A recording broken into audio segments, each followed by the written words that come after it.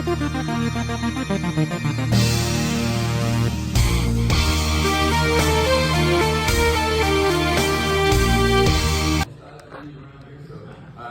on a nice little journey through time. I'm going to hit the trailer just a little bit because that's pretty much all we have is the trailer. But I got a ton of stuff behind the scenes, what was going on with it. I'm going to delve into this is first for a little portion of the time. And after that, I'll start moving up through the ages of Angus. Without further ado, of course, this is Godzilla Race Again. In Japanese, it's Godzilla no Garukushu. Either one, that just means Godzilla's counterattack, basically.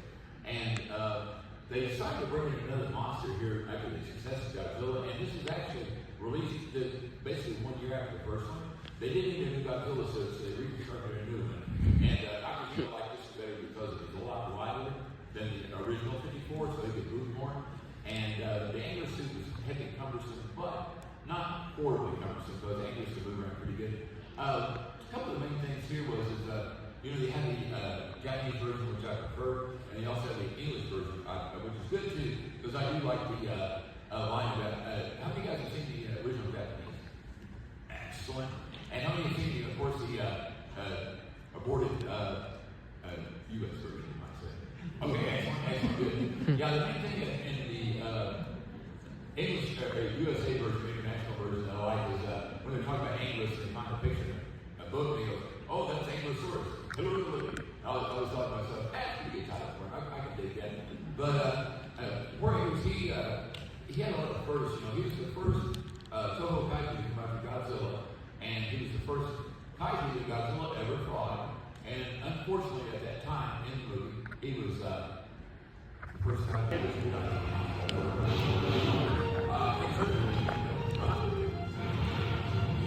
this kind of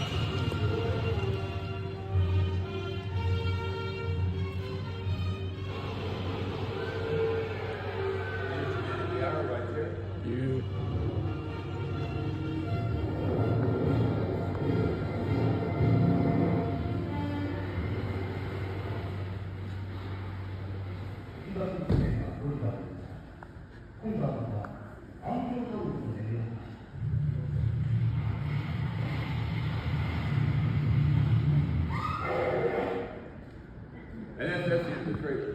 They just kind of moved out. And they're even doing some other trailers.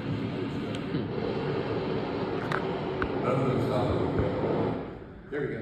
Anyway, there were a lot of firsts to make this in that film. So, and also, it was one of the first times that Godzilla ever got frozen in a block device besides Final Wars, which you can watch later, of course.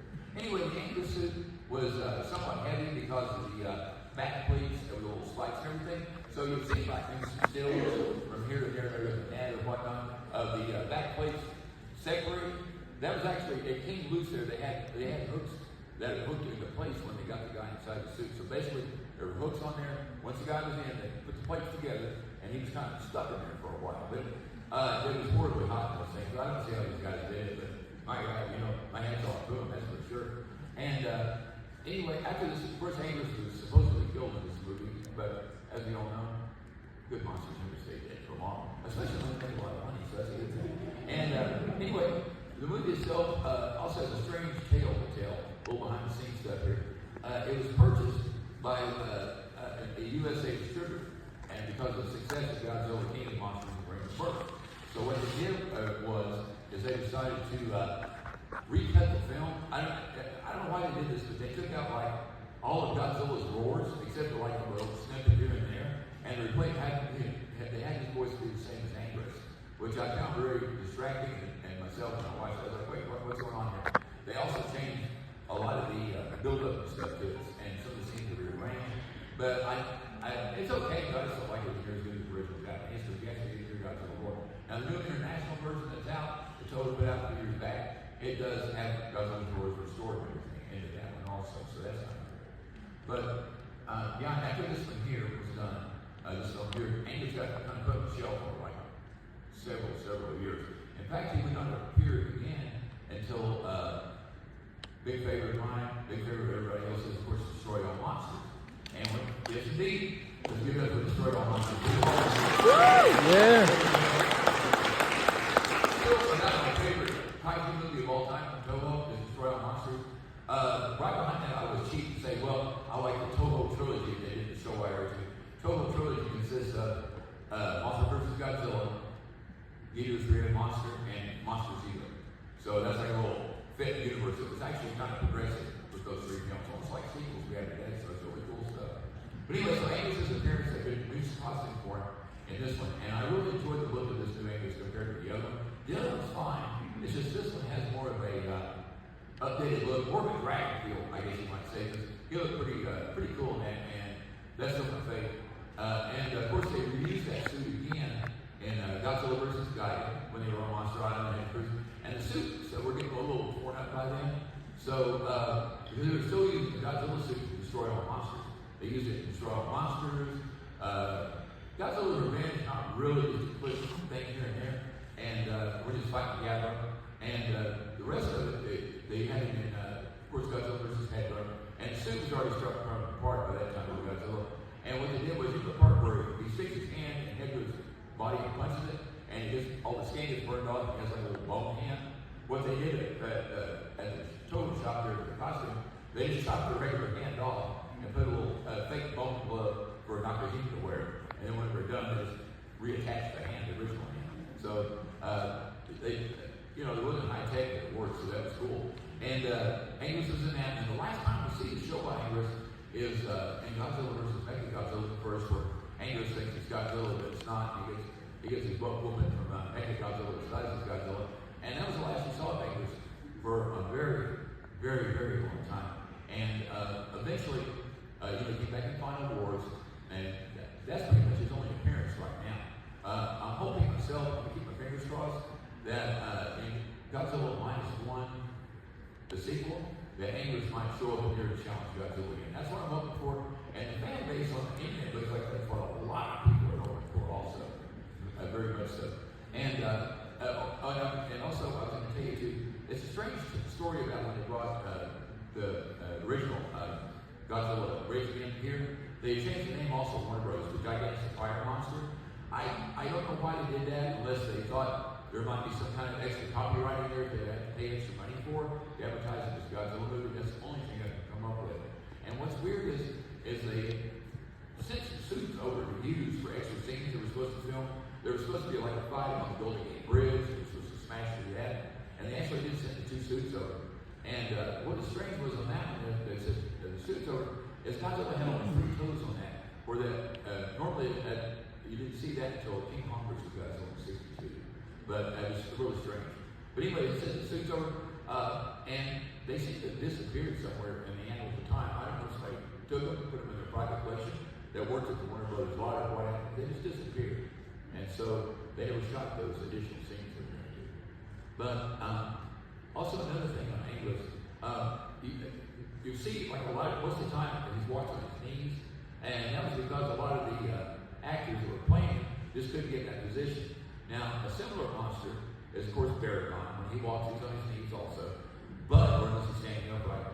But also in the GMK when Baragon was in there, Ray Otto, who was a guest, previously at G-Fest, what she did, if you ever seen behind the scenes stuff on that, is she actually was able to, she's a tiny person because I met her a few years ago, and she was actually able to kick her legs out. She had the flexibility, so Baragon could actually walk on all fours for once, which really added to the realism and everything.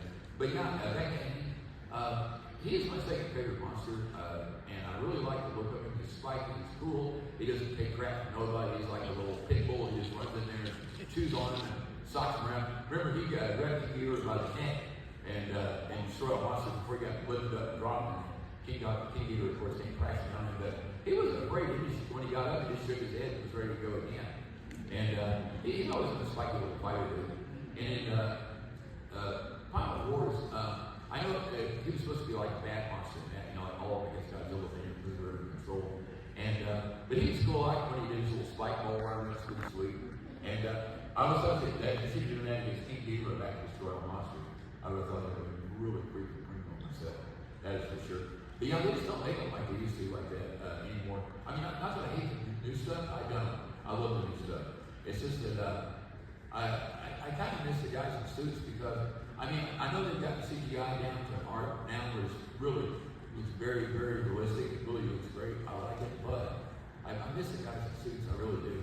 That's why I'm glad on Godzilla's birthday every year they have those suit films. Godzilla is in charge of the little creatures, so he does a fantastic job on any of the creature costumes he makes. So he is a talented, very talented, gifted man. That's for sure. But hopefully the suits will make an appearance one day. Besides that, I don't know if they should make a TV series or what the heck, but it would be good to get back to the suits and everything. Also, as far as figures, most you can buy Anglers stuff. There's always like Anglers Bandai figures. There's the SH Monsters art one that's coming out pretty soon, which I already pre-ordered, so I can't wait for that guy to show up. And here's and there's model kits kind of around. There's not a ton of stuff on him, maybe a little paper products like posters and things like that, maybe keychains and stuff. But it's a little bit of funny if you guys have a little bit of the merchandise that is out there. Also, the shirt that I'm wearing here, which is a reproduction of the original Japanese poster. Toy Matrix, I got Toy Matrix. The guys that have all the t-shirts in the dealer's room, they're on the far end of the dealer's room. They sell these here, so I got mine. It's awesome. It feels great. It's a heavy duty shirt, and I love it. So if you guys want to stop in and get one, just go right in and see the guys, and they'll get you fixed up size-wise, whatever, and you'll be happy you did, because it's a darn good shirt, that's for sure. Folks, I'll tell you what, I would like to turn to the audience now and get some questions from you guys. And wait, I want to tell you one more thing. I'm sorry. One more thing I wanted to say. A lot of people notice this, that, usually they have Godzilla moving slower because they crank the camera speeds back and forth from, in this movie, they were fighting. They forgot to reset the cameras from where they had it originally. So anyway, Godzilla English, as you notice, are like fighting like pretty fast and furious. And Tsuburaya, when he saw that, he was watching it introspectively, they said. And one of the ADs said, "Oh, we're so sorry, sir. We forgot to change it." He goes, "You know what?" He goes, "I kind of like this." He goes, "It looks like we're really trying to kill each other." He goes, "This is good. We'll leave this." So that's why they let that happen. And I think it's kind of cool in a way myself too. It looks like they're crashing each other out and want to stomp each other's guts out. Anyway, let's go ahead and turn it over to questions real quick. Anybody have any questions? Alright, so this is my defense haul for day 1. So I have 3 Anguruses. I have this one, which is, I'm not sure that, but I know these are 2 different variants of Angurus 1955. This is the new SH Monsters Angurus figure. I like it very much. So I like Angurus. I have Angur that these things going like Angurus like keychains. I got Angurus, Ordan, and Gamera. These comic books called Carnivore. I got part 1, part 2. I haven't read them yet. I'm gonna check them out soon. I got Beast of the Mesozoic Utah Raptor. It's pretty cool. I have stand right here. I have the ISO IG Fast Freddy, which is XSS and numerals.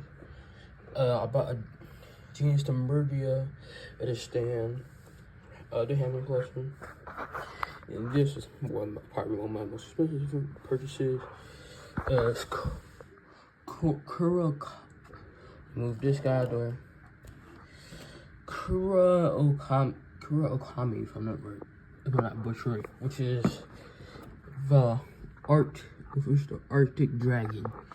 So I ain't gonna open it yet. I'm gonna keep it in a box for a while. Yeah, this is pretty good. This is my day 1 haul. I don't know what else I'm gonna get. Pretty much I bought all this my money from my parents. This one is from good guy friend Connor. Right. Say thank you for that. And it's just my day 1 haul.